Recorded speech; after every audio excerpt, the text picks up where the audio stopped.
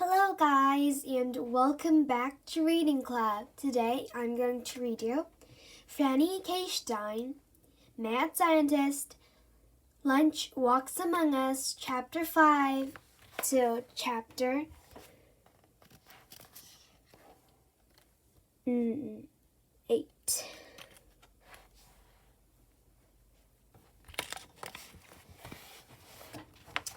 Chapter 5, The Experiment Begins. The next day, Franny came to school prepared to start her experiment. Before class, she observed some of the girls playing with dolls. Franny was delighted. She knew about dolls.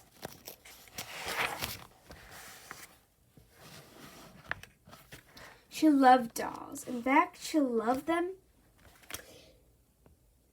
so much that she had even made them special modifications to the ones she had at home.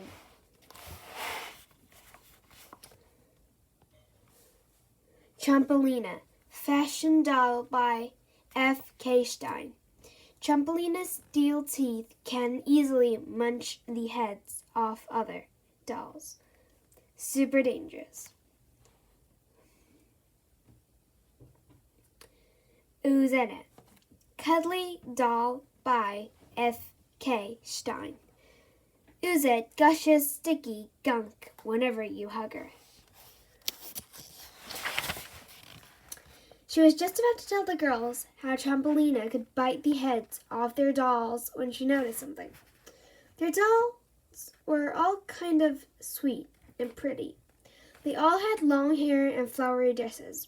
Not a single one of them oozed up. They didn't ooze anything. Franny made a note to herself. Pretty, non-head biting dolls. Sorry. It said, and less oozing. At lunchtime, Franny sat down at a table with a bunch of kids.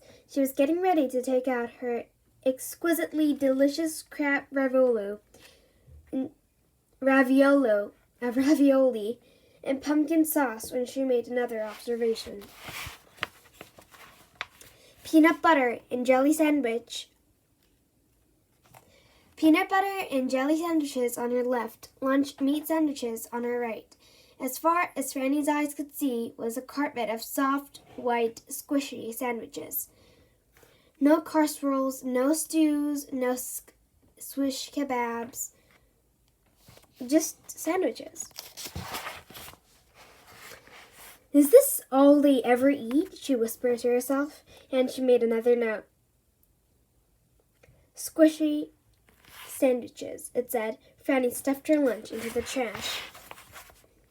During recess, the kids decided to play softball. I have the ball, one of them said, but we need a bat, another one said. A bat, Franny thought. Finally. Something I understand. She reached into her backpack to get one.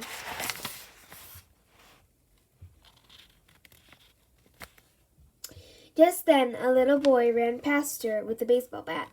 Batter up, he shouted. Says Franny, there is more than one kind of bat. As her classmates started playing, she took out her notebook and made another note. A bat can also be a big stick you use to hit things, she wrote. After school, Franny picked up her backpack full of customized dolls and spiders and notes and bats and headed home to analyze the data she had gathered that day. Chapter 6, Back at the Lab. Back in her room, Franny looked over her notes. She made some calculations and puzzled over her findings. Nice kids, she said finally. Kind of boring, but really nice. That night, Franny dreamed about how much fun it would have been to play dolls with those girls or to trade sandwiches at lunch. Even softballs looked like fun, in spite of the fact that they used the kind of bat that didn't have cute, weeny wings. Chapter 7, Making Monsters.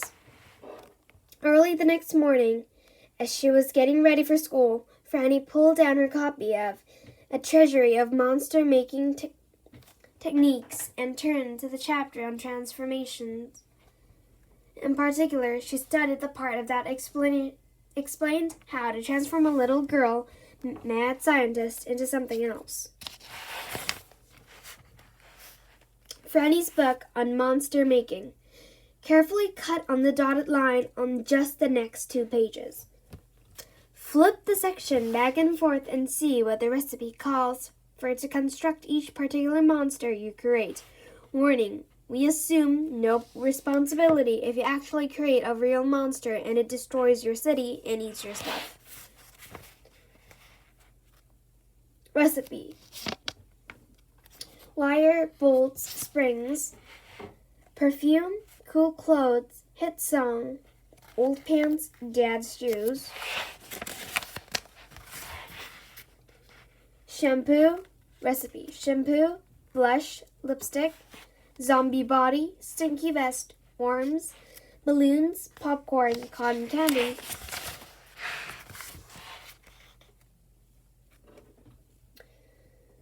Recipe, zombie head, lightning, roach butts, spider legs, dance lessons, chunky heels.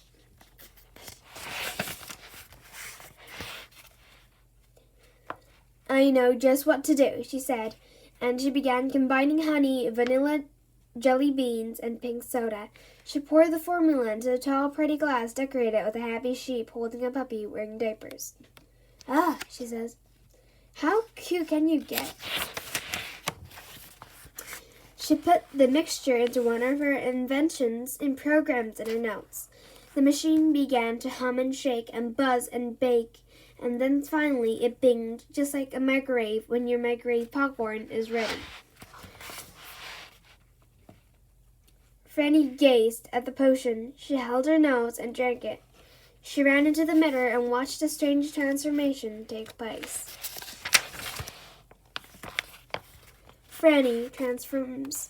Carefully cut the dotted lines on just the very next page. Flip the section and watch in horror how Franny transforms.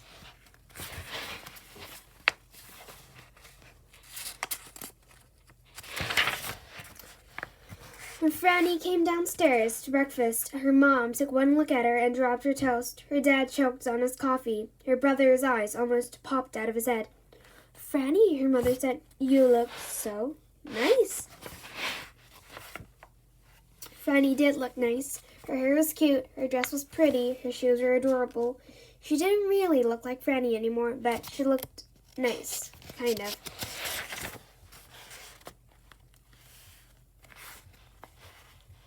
Thanks, Mom, she says. Here's a description of something I'd like to prepare for lunch. It's strange and horribly exotic, but I'd appreciate it if you could give it a try. Her mom looked at the recipe that Franny had given her. This says jelly and peanut butter between white bread slices, she says. I'm pretty sure I can make this, Franny. I've been making it for years. Excellent, Franny says, and she rubbed her hands together in a mad scientist way. Chapter 8. A Transformed Franny. Before school, Franny met some of the girls from her class. Franny had a modified Chompolina with her. Now, Chompolina played happy music and squirted perfume and glitter and came with her own nail polish and a rainbow-colored unicorn with a long tail you can braid. The other girls loved Chompolina and crowded around her. Franny thought it was fun playing with the girls, but deep down she missed the old Chompolina. At lunchtime, Franny pulled out her PBJ sandwich. The peanut butter had been artfully smoothed, and the jelly had been applied equally from one corner to the other. The bread was so blazingly white that Franny needed sunglasses to look at it.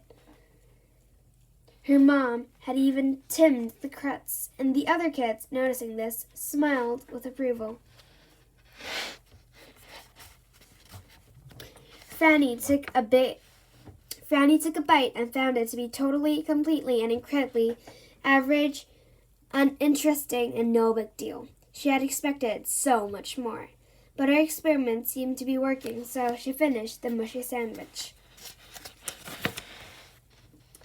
At recess, Franny suggested they play softball.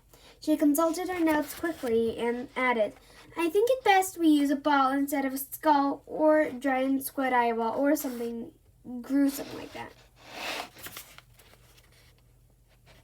The other kids were a bit puzzled, but they agreed. Franny had fun playing with them, but deep down she knew the game would have been much more fun with a skull or giant squid eyeball.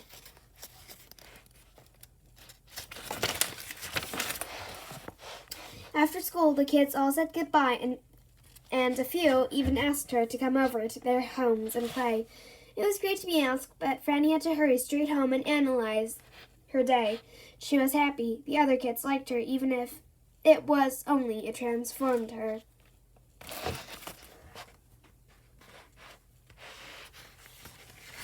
That's the end of this channel. If you liked it, please click many likes and subscribe, Reading Club. Thanks again, and I'll see you later, guys. Bye!